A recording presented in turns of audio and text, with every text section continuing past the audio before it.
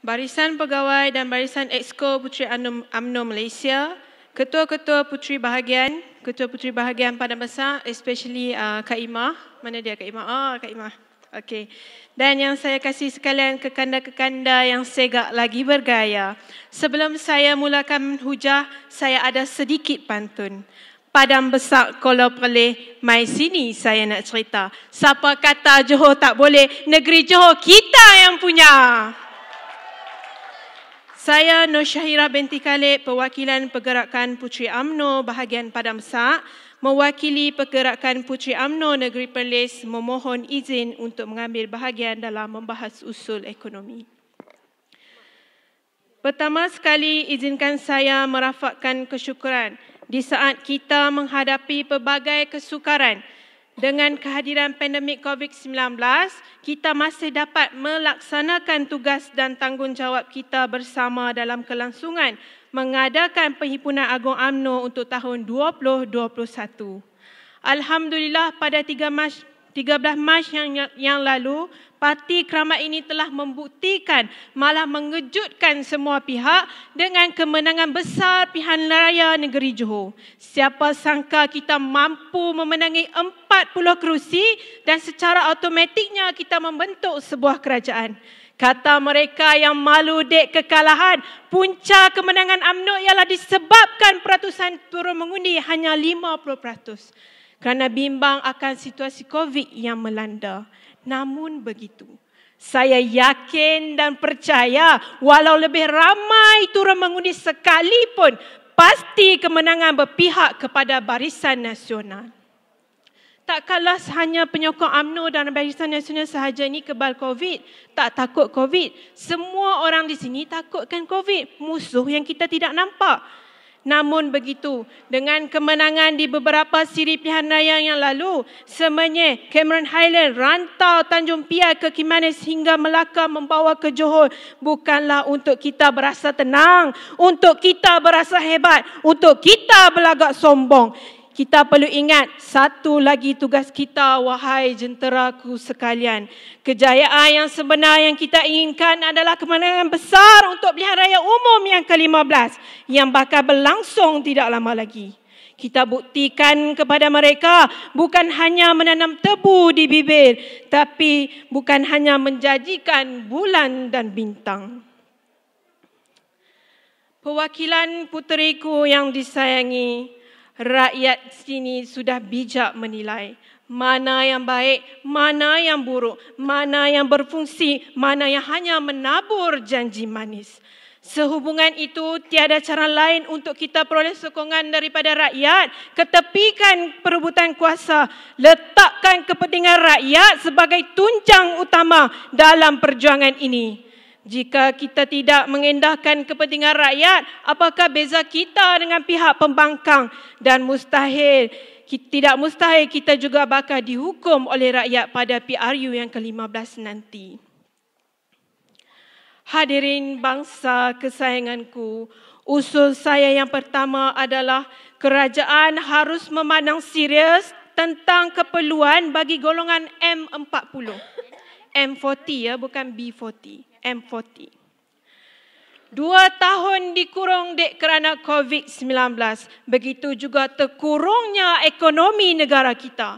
Berapa banyak perniagaan terpaksa gulung tikar. Berapa banyak rakyat menagih simpati. Berapa banyak mereka kehilangan pekerjaan, punca pendapatan. Berapa banyak graduan yang tidak bekerja bagai melukut di tepi gantang. Dalam tempoh 6 bulan yang terakhir ini, ekonomi negara kita kini berada dalam fasa pemulihan akibat kesan pandemik. Rakyat melihat usaha-usaha kerajaan dalam memulih dan membantu golongan yang terjejas. Sehubungan itu, bantuan-bantuan kerajaan semasa pandemik COVID-19 ini dilihat banyak memberi fokus kepada golongan B40. Bagaimana pula buat mereka golongan pertengahan M40 yang turut mengalami masalah sama? Bukankah komitmen bulanan mereka lebih tinggi? Bagaimana mereka hendak menguruskan keuangan apabila mereka juga turut kehilangan pekerjaan? Suka saya ingatkan di sini, pihak kerajaan hendaklah turun padang dan mengkaji semula, melihat semula permasalahan ini yang dialami oleh mereka golongan pertengahan ini.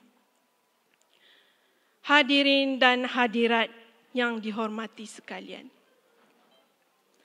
Usul saya yang kedua, UMNO perlu menjuarai hati orang muda jika mahu mengadakan pilihan raya.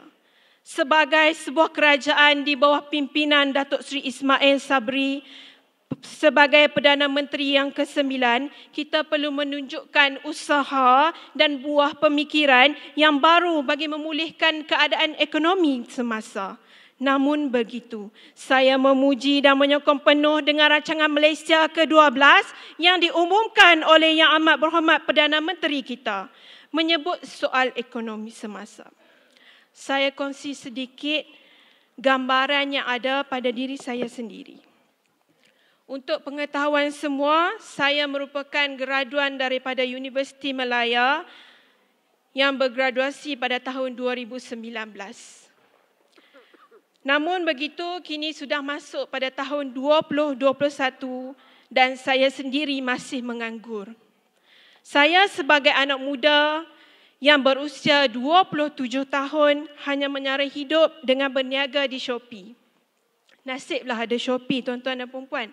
Kalau tak ada, saya mungkin jadi makcik nasi lemak yang berniaga di depan sekolah dengan kelulusan ijazah. Percaya atau tidak, itulah kenyataan kita pada hari ini. Wahai pemimpinku, jika benar ketika berkempen kamu melaungkan, kita mendengar suara anak muda, kita mendengar suara rakyat. Kalaulah isu ini tidak selesai, jangan sembang dengan kami. Kamulah wakil rakyat, kamulah menteri, kamulah pemimpin untuk kami. Itu semua dusta belaka. Cukuplah perebutan kuasa, cukuplah dengan permainan politik. Persoalan saya, dengan keadaan semasa yang tidak stabil ini, adakah jika pilihan raya diadakan, kita bakal menangi hati rakyat? Rakyat tengah susah di luar sana, tuan-tuan dan puan-puan. Baru nak mula hidup 2 tahun tak dapat cari makan akibat pandemik. Jangan kita terburu-buru, takut nanti jadi macam dulu, iaitu kekalahan besar pada PRU yang ke-14. Kemenangan pilihan raya kecil tidak menjamin kestabilan sebuah politik. Saya amat berharap tampuk pimpinan UMNO untuk melihat kembali apa yang cuba saya sampaikan di sini. Para perwakilan puteriku sekalian, usul saya yang ketiga adalah krisis kesihatan negara akibat pandemik, kesihatan mental dan ekonomi. Kesihatan mental boleh dikaitkan dengan pelbagai punca. Antara yang paling dekat dengan skop ekonomi adalah pekerjaan.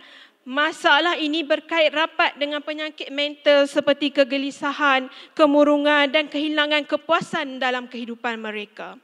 Lanjutan daripada itu, sebanyak 9,015 kes keganasan rumah tangga dilaporkan sejak pelaksanaan Perintah Kawalan Pergerakan yang berkuat kuasa pada Mac tahun lalu hingga Ogos 2021.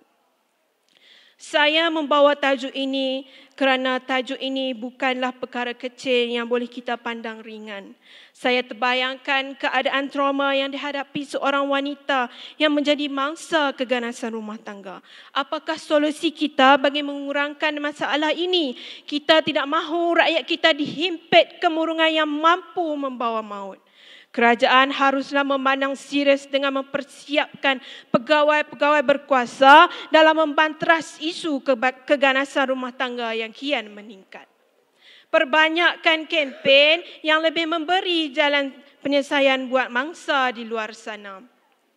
Sama ada melalui platform media sosial, sekalipun sekurang-kurangnya rakyat sedar atau atas keadaan semasa sekarang ini. Sidang hadirin sekalian, usul terakhir saya adalah mendesak kerajaan untuk mengkaji semula pelaksanaan GST. Kalau dulu apabila GST hendak dilaksanakan, kata mereka risau takut harga naik. Malah kini GST dimasukkan, harga melambung tinggi tuan-tuan dan puan-puan. Apa cerita ni? Kita ada GST, tak ada GST, benda tu sama saja. Jadi baiklah kita buat GST, sekurang-kurangnya dengan adanya GST dapat menambah pendapatan negara. Kerajaan mampu memberi peluang pekerjaan buat graduan yang melamba, yang tiada pekerjaan. Saya di sini amat berbesar hati jika pihak kerajaan mampu mengkaji dan melihat semula pelaksanaan GST demi kepentingan negara kita. Sejak UMNO ditubuhkan pada tahun 1946, perjuangan UMNO tetap sama untuk membela rakyat. Justru UMNO sangat prihatin dengan realiti kehidupan rakyat. UMNO meletakkan hatinya dalam setiap diri rakyat. Kita tahu rakyat amat terkesan dengan pandemik ini. UMNO membawa suara rakyat. UMNO konsisten memainkan peranan checks and balance. Keperitan rakyat adalah keperitan kita semua. Ibarat cubit paha kiri, paha kanan terasa jua. Kerana itulah UMNO tidak henti-henti memperjuangkan suara rakyat. Anak jati bertandang di negeri orang, biarpun berhujan panas, berhujan emas, hujan batu kita lebih sejahtera, takkan Melayu hilang di dunia. Biarlah tampuk pimpinan UMNO ini bukan hanya sepenggal, dua penggal, malah untuk UMNO dulu kini selamanya. Saya dengan ini Nur Syahira binti Khalid, Wakil Pergerakan Puteri UMNO Negeri Perlis, mohon menyokong usul dalam Perhimpunan Agung Pergerakan Puteri UMNO tahun 2021. Sekian, wabillahi taufiq wal hidayah. Assalamualaikum warahmatullahi wabarakatuh.